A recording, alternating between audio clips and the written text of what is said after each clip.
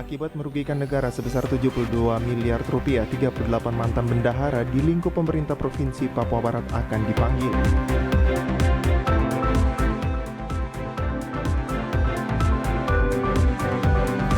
Kapolda Papua Barat melaksanakan upacara pelantikan jabatan 3 Kapolres.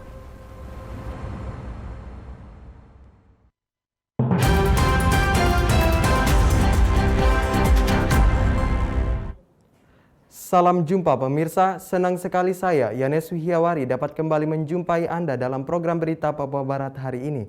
Sejumlah informasi di Papua Barat akan kami hadirkan untuk Anda. Inilah berita selengkapnya. Pemirsa, akibat merugikan negara sebesar 72 miliar rupiah, 38 mantan bendahara di lingkup pemerintah Provinsi Papua Barat akan dipanggil untuk mengikuti sidang tuntutan perbendaharaan dan tuntutan ganti rugi. Hal tersebut diingatkan oleh Inspektorat kepada mantan bendahara di lingkup pemerintah Provinsi Papua Barat agar dapat memenuhi undangan pemanggilan yang akan diberikan oleh Inspektorat untuk mengikuti sidang tuntutan perbendaharaan dan tuntutan ganti rugi.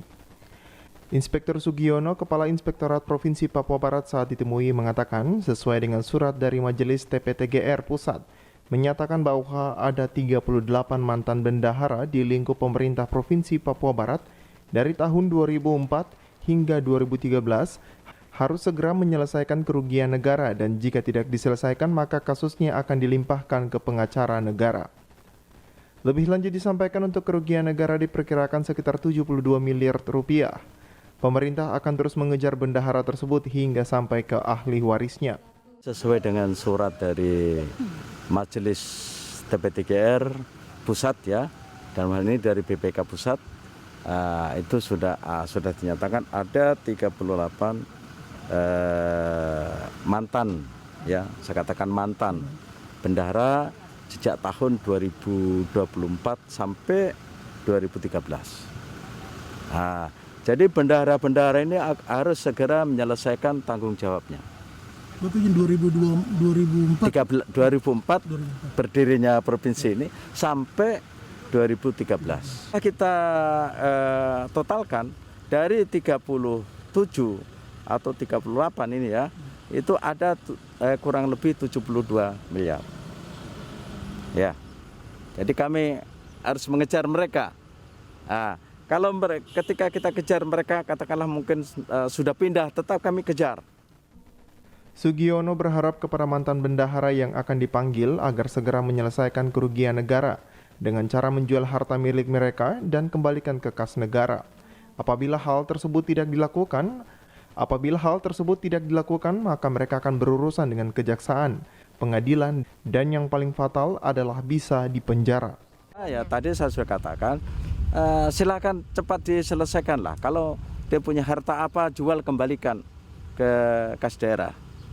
Kalau tidak nanti urusannya panjang. Urusan panjang dalam arti sudah masuk ranah hukum ya kita tahu. Mulai dari sidang Majelis TPTGR Provinsi, setelah itu dilanjutkan ke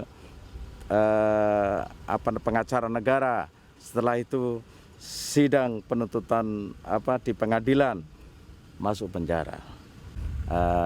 Kalaupun saya lihat ada mantan bendahara yang kaya raya kok, jual rumahnya, ya, jual rumahnya. Kalau memang belikan tanahnya luas, jual tanahnya, kembalikan ke daerah. Kalau tidak bisa menjual, silakan harta-hartanya itu jadi jaminan. Diharapkan kepada bendahara yang dipercayakan dapat mengelola keuangan negara dengan baik, agar tidak bermasalah dengan pihak yang berwajib. Jimmy Tabisu, TVRI Papua Barat melaporkan. Polda Papua Barat melaksanakan upacara pelantikan jabatan Kapolres Manokwari, Kapolres Sorong Kota, dan Kapolres Manokwari Selatan. Upacara pelantikan dan serah terima jabatan berlangsung di lobi utama Mapolda Papua Barat di Maripi pada Selasa 8 Februari 2022. Upacara pelantikan dan sertijab ditandai dengan pembacaan surat keputusan Kepala Kepolisian Negara Kapolri dan dilanjutkan dengan pengambilan sumpah oleh rohaniawan yang dibacakan Kapolda Papua Barat Irjen Pol Tornagogo Sihombing. 3 Kapolres yang dilantik, yakni Kapolres Manokwari dari pejabat lama, yakni AKBP Dadang Kurniawan Winjaya, kepada Kapolres yang baru, AKBP Parasian Herman Gultom, Kapolres Sorong Kota, AKBP Arinyoto Setiawan, kepada Kapolres yang baru, AKBP Johannes Kindangen, dan Kapolres Manokwari Selatan, yang sebelumnya dijabat AKBP Slamet Haryono, diganti oleh AKBP Tolopan Tambok Simanjuntak. Dalam amanatnya, Kapolda Papua Barat Irjen Pol Ternagogo Sihombing menyampaikan, pelaksanaan serah terima jabatan ini merupakan sebuah proses pelaksanaan kebijakan pimpinan dalam rangka pengembangan dan pembinaan karir bagi personil Polri melalui sistem dan merupakan hal yang wajar dalam rangka penyegaran regenerasi guna menjaga kesinambungan tugas pokok Polri, khususnya di lingkungan kepolisian daerah Papua Barat. Terima jabatan ini merupakan sebuah proses pelaksanaan kebijakan pimpinan dalam rangka pengembangan dan pembinaan karir bagi personel Polri melalui sistem tour of duty serta tour of era, dan merupakan hal yang wajar dalam rangka penyegaran regenerasi guna menjaga kesinambungan tugas pokok Polri khususnya di lingkungan kepolisian daerah Papua Barat. Kepada para pejabat yang baru, Kapolda berpesan bahwa saat ini Indonesia sedang menghadapi pandemi COVID-19 yang memasuki gelombang ketiga. Oleh sebab itu, para Kapolres wajib gencarkan pelaksanaan percepatan vaksinasi di daerahnya, masing-masing terutama Polres Sorong Kota dan Polres Manokwari Selatan, yang tingkat capaian vaksinasi dosis 1 belum mencapai 70%. Dan bagi Polres lain yang sudah mencapai 70% seperti Manokwari maupun yang masih di bawah 70%, tetap melaksanakan vaksinasi terutama kepada anak usia 6-11 tahun, pelajar usia 12-17 tahun, dan lansia sebagai sasaran utama dalam percepatan vaksinasi provinsi. Saudara sekalian yang saya hormati, saat ini kita sedang menghadapi pandemi COVID-19 yang memasuki gelombang ketiga, varian Omikron. Tujuan kita adalah menyelamatkan masyarakat Provinsi Papua Barat dari kematian akibat COVID-19. Keselamatan masyarakat adalah hukum yang tertinggi. Oleh karena itu, pesan saya kepada pejabat baru: 1. Gencarkan pelaksanaan percepatan vaksinasi di daerahnya masing-masing, terutama Polres Sorong Kota dan Polres Manokwari Selatan, di mana tingkat capaian vaksinasi dosis 1 belum mencapai 70%.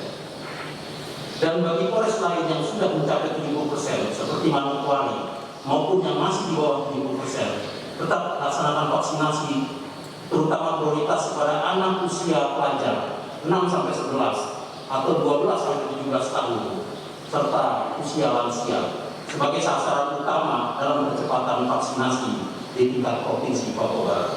Sementara itu, Kapolres Manokwari, AKBP Rahasian Herman Gultom yang diwawancarai mengatakan dirinya siap melanjutkan tugas dari Kapolres sebelumnya.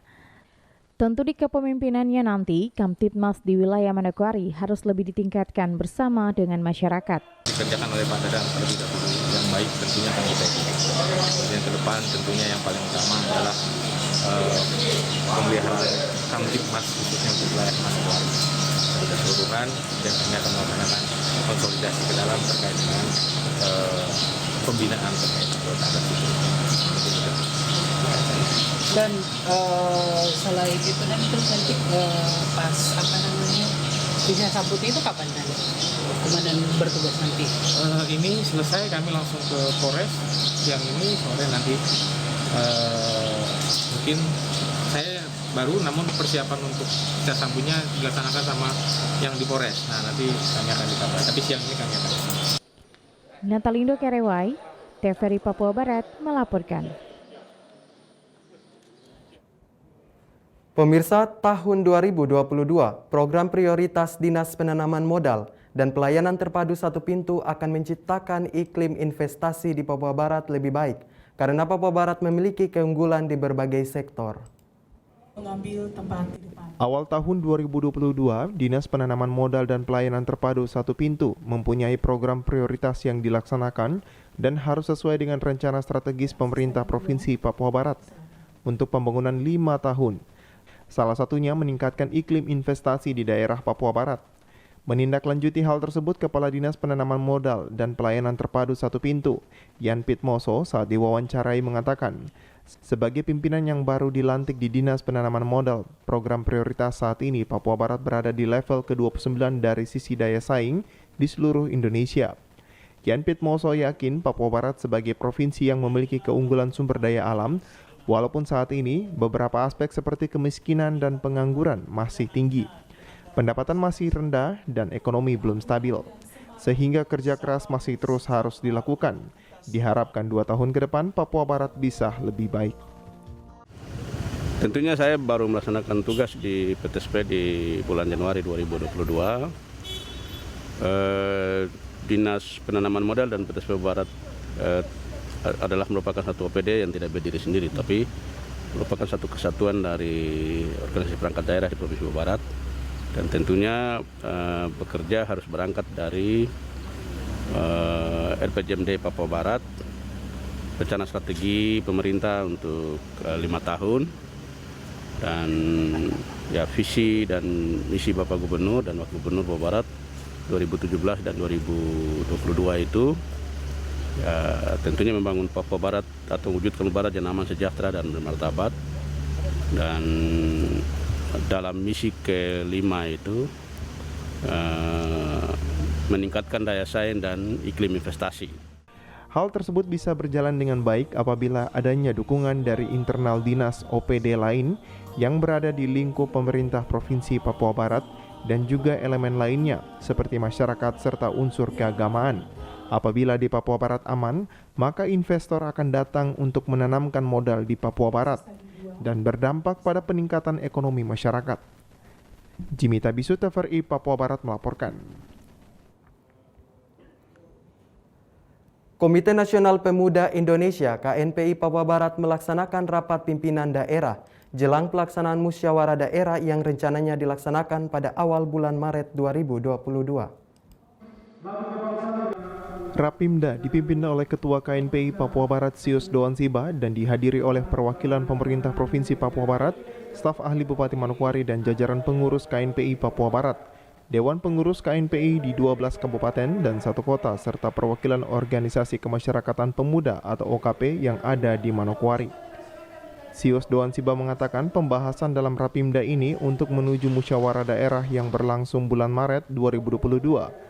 Melalui Rapimda, para peserta diminta untuk berjalan sesuai dengan koridor yang ada. Sementara organisasi kemasyarakatan pemuda yang sudah terdaftar di KNPI, guna keberlangsungan program kedepannya, Sius menyebutkan konsolidasi dan Rapimda yang dilaksanakan beberapa waktu lalu di setiap kabupaten kota di Papua Barat dapat berjalan dengan sukses. Ketika pembahasan semua terjadi dalam Rapim ini untuk musda yang nanti dilaksanakan lagi, maka peserta harus dibicarakan secara baik. OKP dan OKPI yang sudah terdaftar dan DPD kabupaten kota yang sudah ada untuk dilaksanakan. Kami sampaikan juga bahwa kami laksanakan konsolidasi dan Rapim dan musda terjadi di 12 kabupaten 1 kota, semua sukses. Hanya tinggal satu yang belum dilaksanakan adalah Jambi. Tetapi semua kabupaten kota sudah selesai. Mana itu? Sudah selesai. Walaupun kondisi kami dengan keuangan yang tidak maksimal, tetapi kami berjuang bersama dengan pengurus DPD Papua Barat untuk menyelesaikan tugas kami. Sambutan Asisten 2 Setda Provinsi Papua Barat Melki Warinosa menyampaikan DPD KNPI Papua Barat memiliki program untuk membina para pemuda agar potensinya dapat tergali, yang mengarah kepada wawasan pembangunan daerah menjadi lebih strategis. Sebagai pemerintah daerah, Warinosa sangat mengapresiasi serta mendukung pelaksanaan Rapimda KNPI Papua Barat. KNPI adalah wadah berhimpunnya semua organisasi pemuda untuk menampilkan mode generasi muda yang dibutuhkan Provinsi Papua Barat pada masa kini dan masa yang akan datang. DPD KNPI Papua Barat memiliki program untuk membina para pemuda agar potensinya dapat tergali yang mengarah kepada wawasan pembangunan daerah menjadi lebih strategis dalam rangka melakukan akselerasi yang terdiri dari 12 kabupaten 1 kota. Untuk itu, sebagai pemerintah daerah Provinsi Papua Barat sangat mengapresiasi serta mendukung atas pelaksanaan rapat kerja daerah DPD KNPI Papua Barat. KNPI sebagai wadah berhimpunnya semua organisasi pemuda. Oleh karenanya, pada saat ini KNPI akan dihadapkan pada tantangan bagaimana memperdayakan dirinya untuk menampilkan modal generasi baru yang dibutuhkan untuk Papua Barat masa kini dan masa yang akan datang. Rapat pimpinan daerah atau Rapimda yang berlangsung selama sehari dibuka oleh Asisten 2 Setda Provinsi Papua Barat yang ditandai dengan pemukulan tifa. Natalindo Kerewai TVRI Papua Barat melaporkan. Informasi tadi sekaligus menutup jumpa kita dalam program berita Papua Barat hari ini. Kami tetap mengajak Anda untuk mencegah penyebaran COVID-19 dengan cara memakai masker, mencuci tangan pakai sabun dengan air yang mengalir, menjaga jarak, menjauhi kerumunan, serta membatasi mobilitas dan bersedia divaksin sesuai kebijakan pemerintah. Indonesia pulih karena aku, Indonesia pulih karena kamu, Indonesia pulih karena kita. Mewakili kerabat kerja yang bertugas, saya Yanes Wihiawari mengucapkan terima kasih dan sampai jumpa.